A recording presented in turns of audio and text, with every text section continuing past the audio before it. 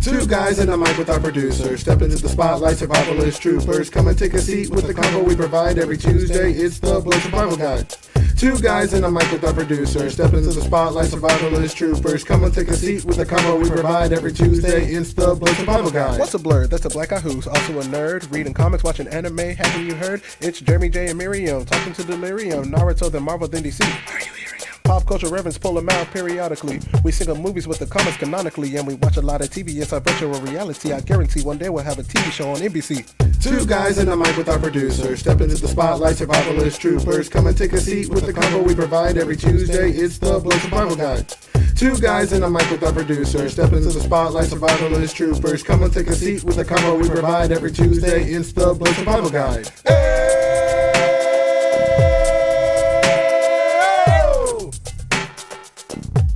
It's the Blerd Survival Guide.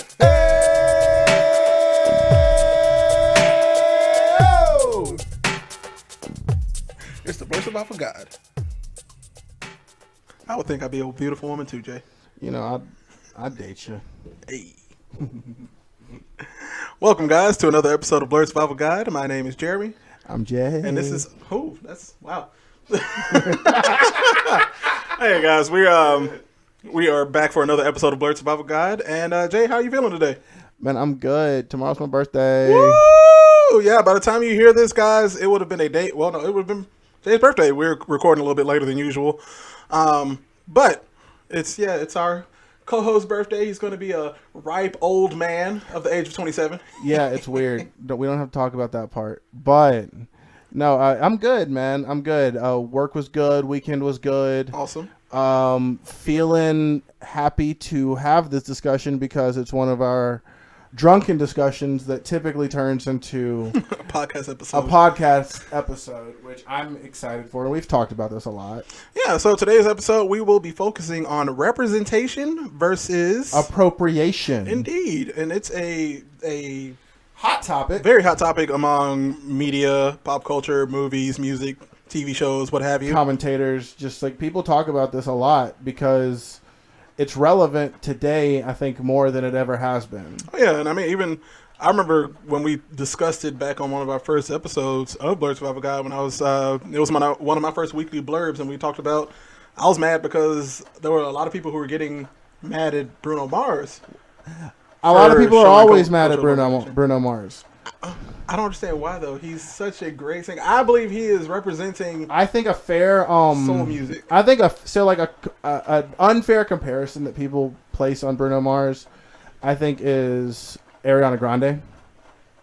Right. Because arguably she does appropriate a culture, a music, a look for the benefit of herself, who is a member of the majority demographic. Right, definitely. And I mean, you can tell the difference. I mean, right, because the difference with Ariana Grande from when she started / before she started, when she was in Victorious. She was Cat Valentine was pasty and redheaded. Which, I mean, that wasn't her choice. That was Nickelodeon's choice, but still. Mousy is all get out. Right. And I mean, she did have a soulful voice when she sang, but once she broke that mold and became a singer, yes, her she choice in dated music. Mac Miller, Big Sean, all these folks. Name them. All these dudes that were in that were a part of the rap game. The rap game. She just adopts this look and this vibe that is, and that's with her signature her signature high ponytail, tanned skin, and R&B pop music. I mean, she's trying to be Mariah Carey without even honoring Mariah Carey. Yeah, and you would see that in like Mariah Carey's videos. That Santa Christmas solo, that Christmas song that came out. That Mariah did not allow her to hit that high note until she was off the screen. Because you need to respect, and they know that Ariana is not respecting. Unlike our man Bruno Mars. Right, Bruno Mars, he honors previous artists, great artists of our time. He doesn't copy their sound. He doesn't copy their sound. He pays homage to it, and that goes like with his most recent album, 24 Karat Magic, with his new album that's coming out with Anderson .Paak, Silk Sonic. Yep. Like they're. This is a man that is partnered with a person of color. Exactly. To produce a soul album, which with other previous like soul legends, like I can't even remember his name right now. With the lead singer of Parliament Funkadelic. Oh wow! Yeah, and a whole bunch of other like they're going to be a whole bunch of artists. Yeah, that's going to be part of it. I think that people really get caught up in this conversation because Bruno Mars has been sued and has gone through lawsuits for his music, right? Like right. People have put claims on him because of allegedly using stems or other samples from musicians and sounds and it's like been stretched, right? But is any music original anymore? I mean, not really. Exactly. I mean, we're talking about we're in the age of the internet. We're in the age of the sample. Boy, I mean, like a YouTube video is now music because it's just been sampled on a track. Essentially.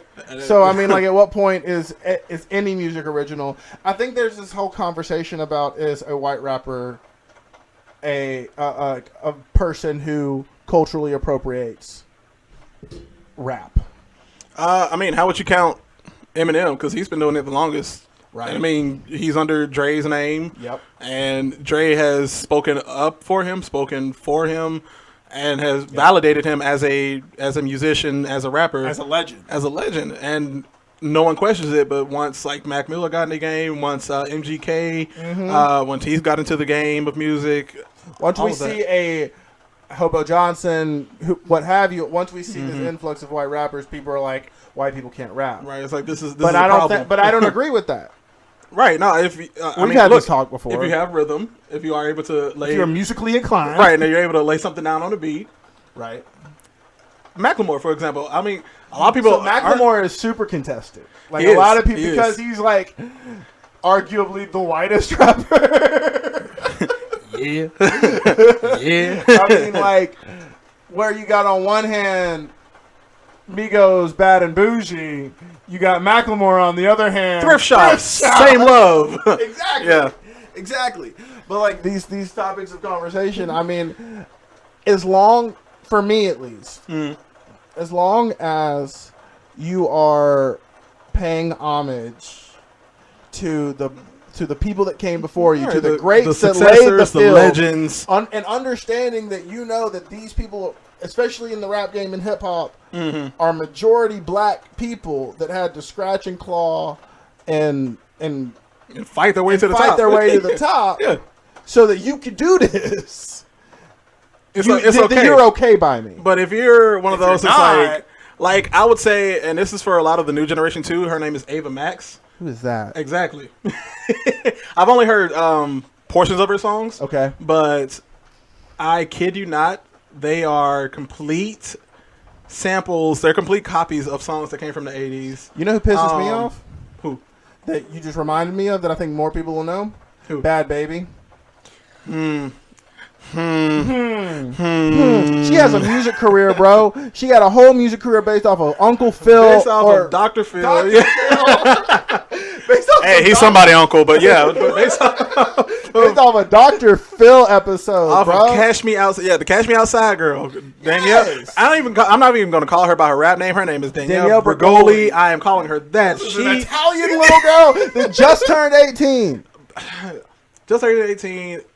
Has an OnlyFans. That's gross. I mean, she's 18, but that's gross. I had to keep up with pop culture and what's the fact going that on. she was like 14 on that dang show, yeah, but right? she was already sexualizing herself as well as being sexualized at that point. Because I mean, that's America, unfortunately. But like before that, like the fact that she has clearly adopted a culture that is not for her. Yeah. Oh yeah. And it's sad. And that, acting like that is okay. Not even okay, but like, well, yes, okay, but also like. The way she represents it is inaccurate. Very. And and she comes from wealth. Like it's not like she's coming out of poverty, and bro. she definitely is like the umbrella of a bunch of young white female rappers, right? Who are appropriating, jumping on her brand, basically, and it's bad. And this is a Blerd Survival Guide opinion. It's bad. I mean, at the end of the day, it doesn't represent anything that is.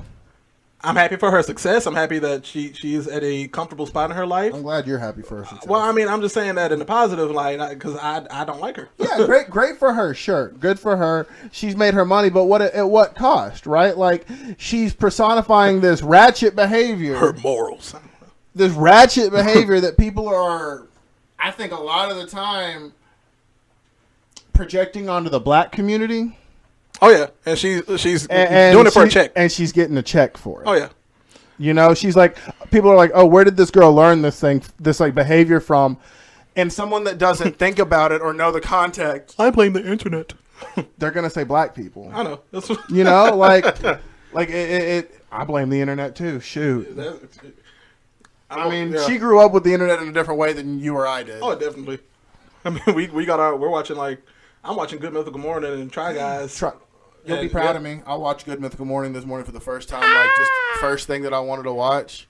They did the taste test on the different from different dimensions. The Splendas. Oh, the Splendas. Yeah. The Splendas episode. It was like Splenda, Trivia, Sweet and Low, and Equal. It was all four of them, and they tried to decide if they like which one they liked the most and all. It was good. It was a good episode. I enjoyed it.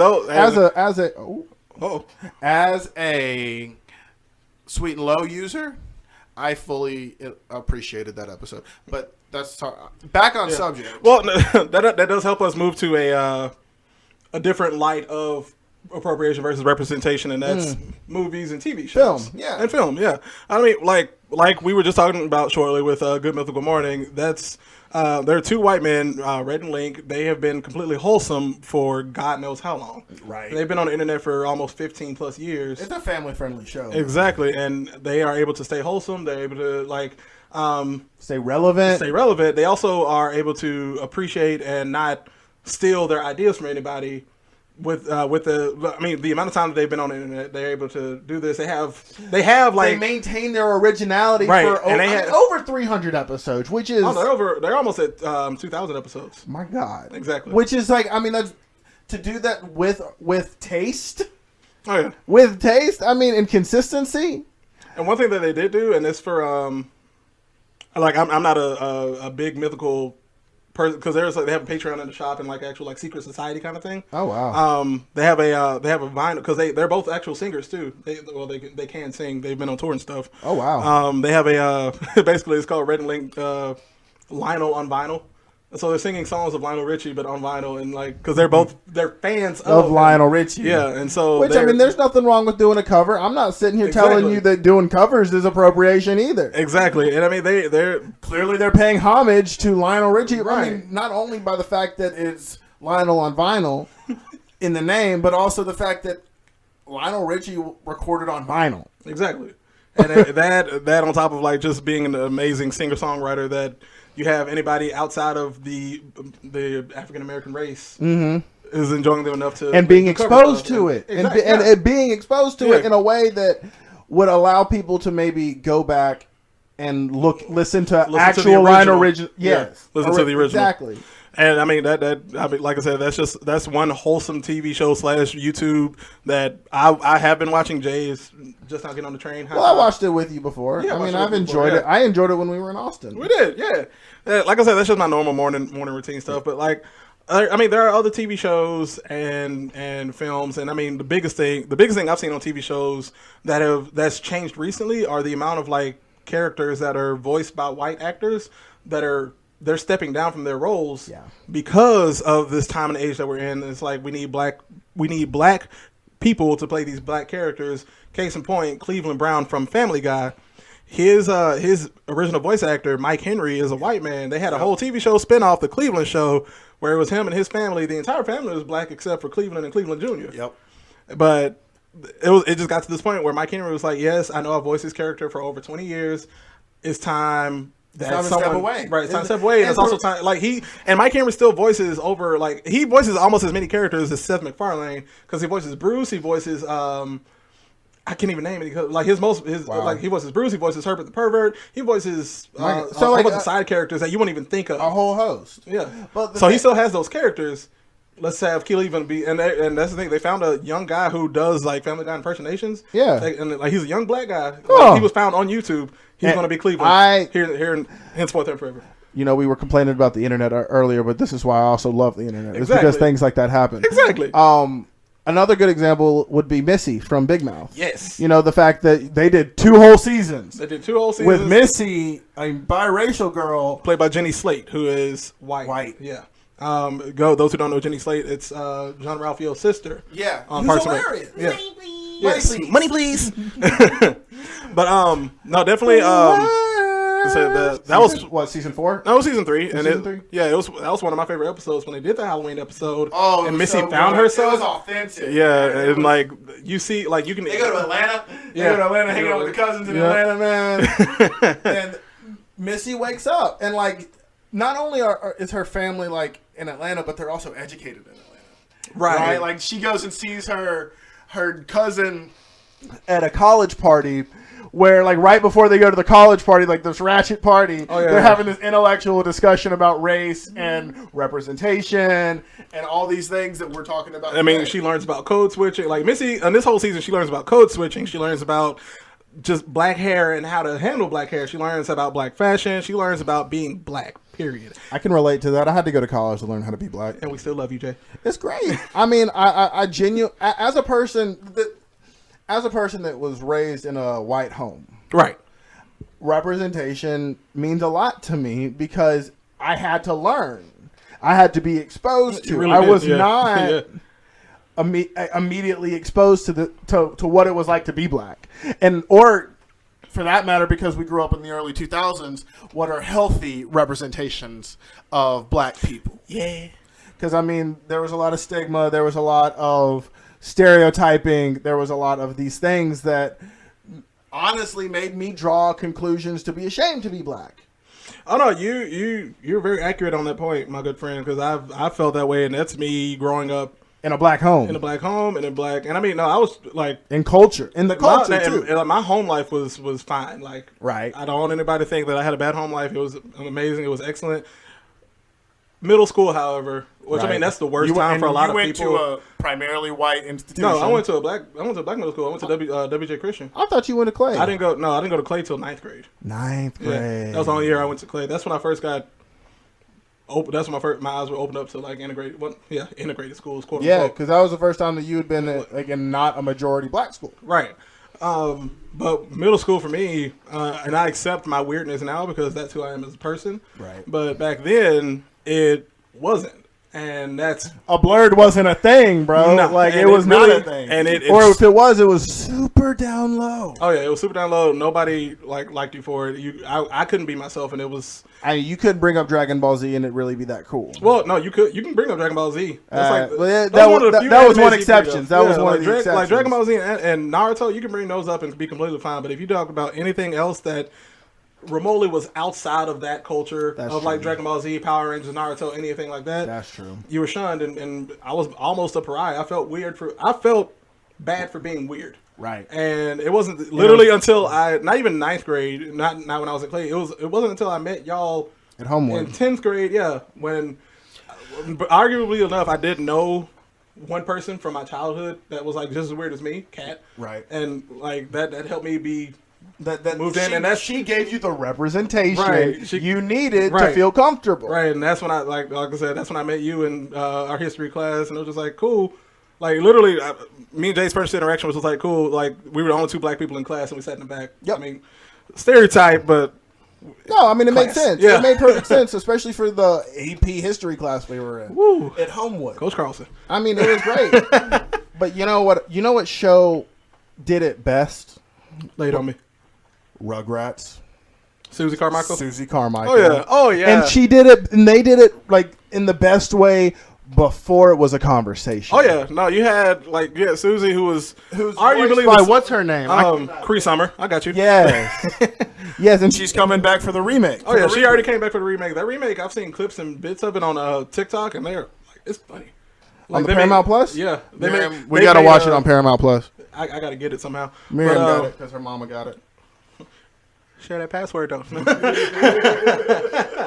No, but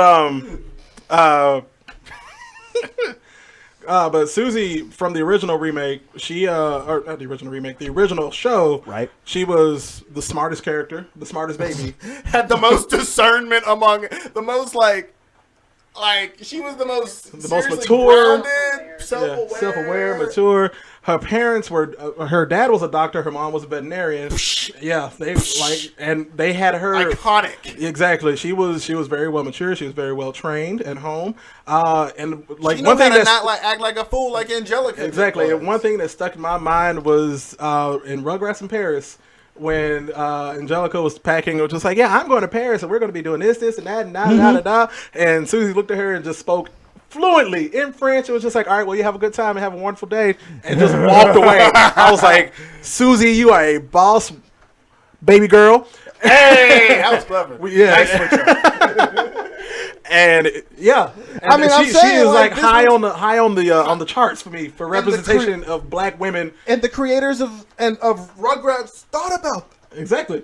You know, like they had to sit down and honestly be like, we don't want this to be the stereotypical token black girl. She's still going to be a side character because this is the 90s. But when she shows up, she's showing up. Exactly. Bro, and she's showing out. Exactly. And, man. Susie, you the best. Cree Summer, if you want to be on the show, let us know. Bro, I would love to talk to Cree Summer about what it was like. You know, she's got a whole family. Like she's living her life and being, but she's still doing all this voice acting work. Oh, I'm saying she's doing both. Like she's was it booked and blessed? Hell yeah. Hell yeah. She's booked and blessed. I've been trying to think about it. What do we think about Django? Django Unchained, the Quentin Tarantino movie. The Quentin Tarantino movie with a lot of N-words. The most N-words that you'll probably hear other than in the Boondocks. I'm pretty sure it like broke a record. Had to have. I'm pretty sure it broke a record. Yes, Mr. Producer, can you look that up for us real quick? I don't know. How many, I would say how many N-words. Don't use the real word. I mean, like, this movie, which, funny enough, or not funny enough, sad enough, is based on, like, an actual person. That's correct. It's Django Unchained. It broke the record? It broke the record for 110 times. I feel like 105 of those times was Samuel L. Jackson. On the Who map. that is? And he did an article where he defends it. Well, I mean, I'm not mad at the acting. I'm not mad at the story. I'm mad at the person that directed it. I'm mad at the fact that this is it's loosely based off a true story, and no one from the family was consulted about it. Family. Yeah, like it's loosely based off of the true story of a slave bounty hunter. Yeah, well, not a bounty hunter, but he was a marshal. He was an actual marshal and known for killing people and bringing people to justice. Yeah, but none of that is even mentioned before, during, or after the credits. Well, because Quentin Tarantino is all about the action, bang bang, shoot 'em up, blood, guts, and beautifully shot film. Whole bunch of N-words, apparently. I mean, because who is that N-word on that neck? You feel me? I mean, gosh, it's a great story. It's the acting in it is impeccable, as well as the casting. Jamie Foxx is freaking great in that movie. You know, it was almost supposed to be it was almost Will Smith. No, I did not know that. Will Smith was I'm honestly happy it wasn't. Will Smith was almost a whole bunch of actors or a whole bunch of parts that we can discuss. I'll keep him in Men in Black. Yeah, he was. I mean, he was in that, but he was supposed to be in the quick sidebar. He was supposed to be Neo in the Matrix, but he chose Wild Wild West over that. Good. He was supposed to be Django. Interesting. He almost got looked over for Genie in Aladdin, but good, because I appreciated him as Genie. Yeah. I think he paid homage to Robin Williams' character. That's another thing of representation. I'm just saying, he represented Robin Williams, but also he made it his own. Yeah. It was original. And it was awesome. Right. But I mean, Django. I mean, well, really, it's just one of the for a movie that has a lot of black representation. Mm-hmm. It doesn't have a lot of black representation. Also true. It doesn't have enough black representation. Well, because they focus, even though it's called Django Unchained, it was focused more on Candyland, Sweet Man himself, Leonardo DiCaprio's character. His character, the German guy Christoph Waltz played. You know, I felt like they kind of for the movie being named after the man. I mean, they kind of became the star of the movie without Just I guess maybe in the filming style and how it was edited. Yeah, and I mean that does go to like because I'm pretty sure like if it was like a Tarantino cut, like a Snyder cut type thing, it'd be probably a 5-hour movie with like a lot of Django. Well, it was already a long movie. It was like 3 hours. There's a lot of white people in this movie. Oh yeah. I mean, the plot of the story is like Django is there to save his wife, right? Right? To save Broomhilda, yeah. Broomhilda, yeah. Right. Just to save his wife, and it becomes less about that and more about the fact that people are getting whipped and the N-word and Samuel L. Jackson as a comedic character, but that's really the less empowering aspects of the movie. Right. No, they really made it more. He wanted it to be more actiony than historically accurate. That's what I feel like Quentin Tarantino wanted it to be. So, I mean, the fact that there's like even a Mandingo fight scene in the movie, right? Like, right? No, I mean that's problematic. It could have been left out. It could have been left out. It was highly. I mean, like like I said, sure I'm pretty sure Quentin wanted it for the like I said, he wanted this movie to be more action packed than historically accurate. Yeah, that's fair. I mean, it's fair, but it's not because at the end of the day, someone's going to watch that as a kid and think that this is what actually happened. Yeah. Oh yeah. I mean, yeah, and draw the wrong message from it. Right. But we can go on and on about this conversation, which we should probably offhand when we're done with the podcast today. But what we're going to do now is take a quick break from our sponsor Anchor, and we will be right back with the weekly blurb. Be right back, guys.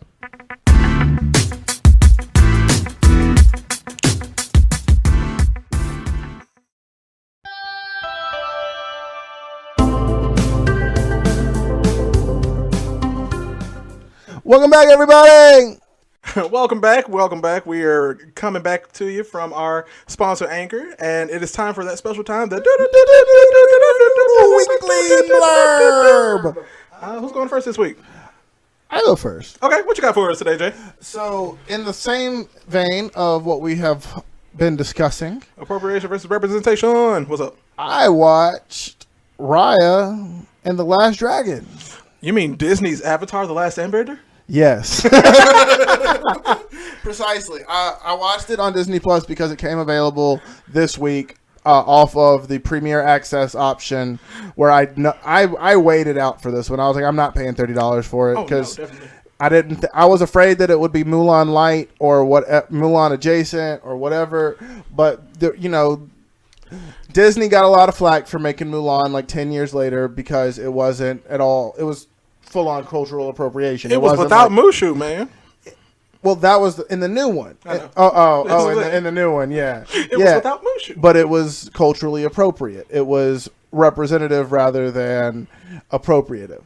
But Raya the Last Dragon, I think, is their secondary attempt at saving face. Now, before you continue, let's keep it spoiler-free because I haven't watched it yet. Okay. I will. I will fully endorse this movie, though. By the end of watching the movie, I felt like I had watched something very familiar. Okay. Yet refreshing. And fully enjoyed the plot line and the sequencing of events as well as the timing of events that had to occur for me to appreciate the movie as a Disney princess movie, but a different kind of Disney princess movie. Oh, because she's 100% a Disney princess, right? And in a similar vein as Frozen, she is seeking to save herself, okay, from what's going on in the world, deal with her problems, but more so than Frozen does, it takes a family to overcome the issues at hand. Which is more in the vein of Frozen 2, mind you. Which I think that they were trying to set up for in Frozen 1, the original Frozen. Yeah. But like the themes that are present within it I found to be uplifting. I found to be very interesting, like because of like the Asian mythology that was incorporated into it. It had like reasoning and justifications for the different tribes of the world, and how we were all a part of like one nation, i.e. Pangea, if you will, right? And what led to it being split apart, and like the human influence in that. I kind of got I kind of got vibes that were similar to like Twitches. Okay. Because of like the influence of the darkness on the world and like where it comes from and how it happens. Yeah. I appreciated that, and that's a Disney theme or a Disney Channel original movie, so there's those elements. But I guess like the one complaint I did have was that it, and I don't know if it's much of a complaint because I love the TV show and the series. It was so similar. It really was so similar to Avatar: The Last Airbender. Raya looks like Katara as a young girl and as an adult. The nations that were laid out in Raya the Last Dragon reminded me a lot of the nations in Four Nations in Avatar. The Four Nations in Avatar. Yeah. Maybe even the powers of the dragon reminded me of those. Not entirely, but in some ways, you'll see. There were similarities. Exactly. You can pinpoint them. But I think that the movie, and I need to do more research, does a good job of providing representation to Asian culture in a way that is both wholesome and entertaining, as well as researched and empowering. Okay, so they definitely did their research for this project. I would say so. And I mean, nice. I obviously need to do my research more to like determine whether or not they did their research as thoroughly as they possibly could have. Yeah. No, I got you. But I appreciated it for what it was, and it did not seem like it was a faux pas in the same way that Mulan was. Yeah, Mulan 2020 was, yeah. Exactly. I got you. Okay, awesome. We appreciate that for your weekly blurb, Jay. On my end, we're going to stick with the overall overlords of Disney. Disneyland, they just opened Avengers Campus. So in California. Yes, it is in California. It may or may not be in Disney World. We're not sure yet. I don't think they have enough space. No, there's a legal reason because of Universal. Right. Yeah. It's a legal reason, folks. Yeah, because even though Disney owns a large chunk of Marvel is still spread out over a bunch of other production companies. Sony, Universal. Mm-hmm. Okay. That if you were to do it in Florida, you basically would have to. Disney would have to basically buy Florida at this point, on top of buying just all of Orlando, basically. Yeah. But okay. Yeah, but back to Avengers Campus. I saw the opening ceremony for it. It looks beautiful. Just plain and simple. It's the second Avengers Campus, right? Like it's not not Avengers Tower. It's based off. No, it's based off Avengers Campus, like from Civil War on towards Endgame. But you literally when you walk in, it's almost like when you see Star Wars land and you see the Millennium Falcon. Right. But for the Avengers Campus, you walk in, you see a full scale size Quinjet on top of the Avengers Campus. Woo! Exactly. I'm tingling. You also see, like I said, the actual campus looks amazing. They have a new ride for Marvel Spider-Man. Mm-hmm. It's called the Web Warriors, and I've seen a little bit of that ride.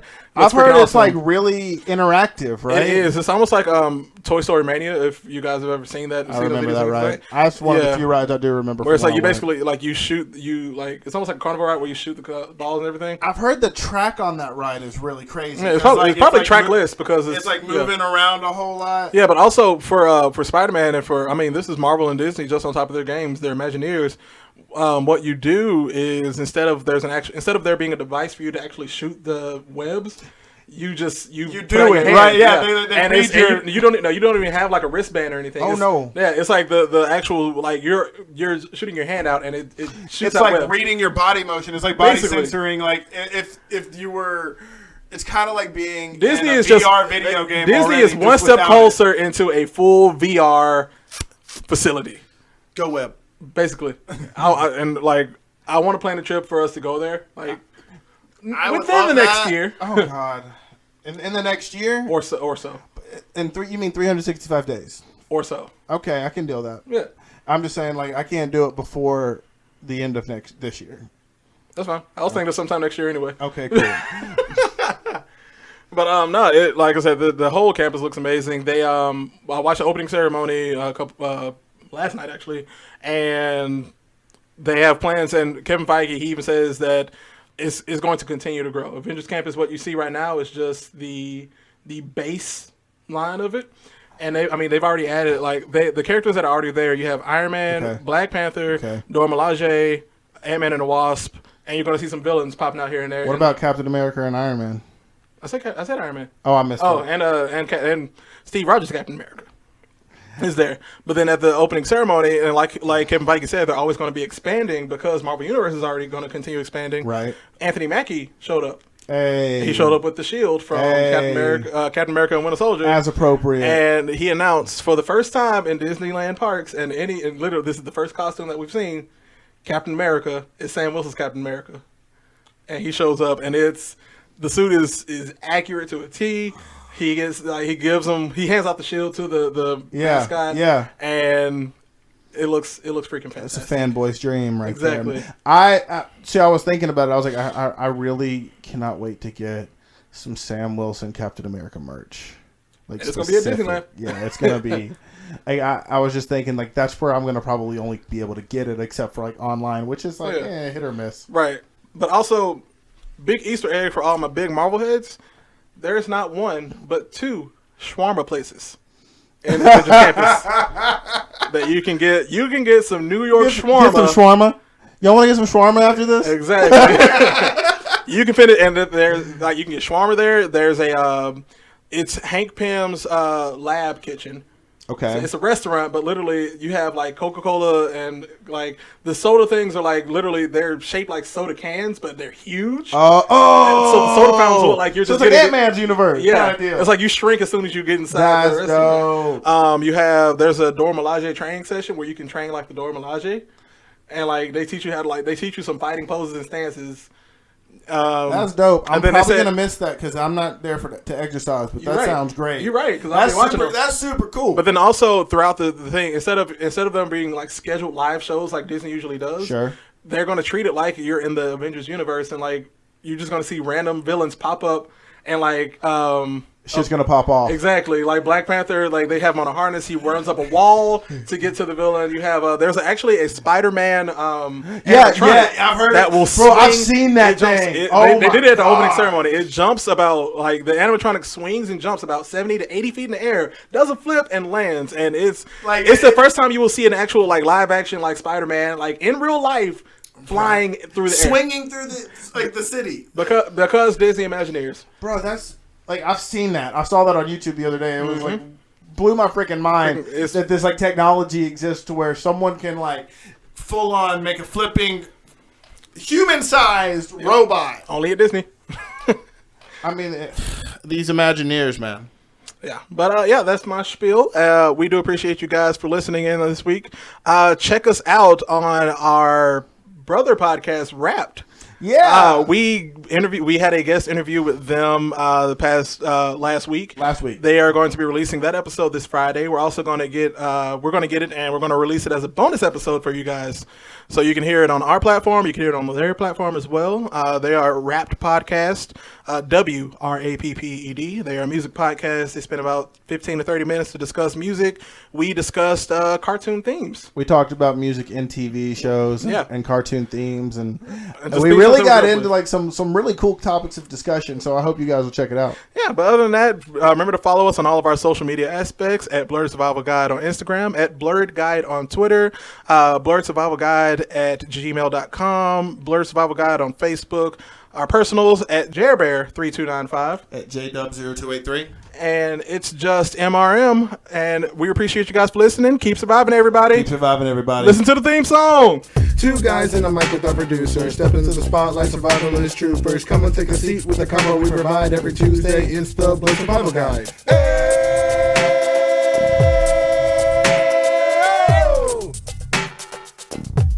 It's the Blerd Survival Guide.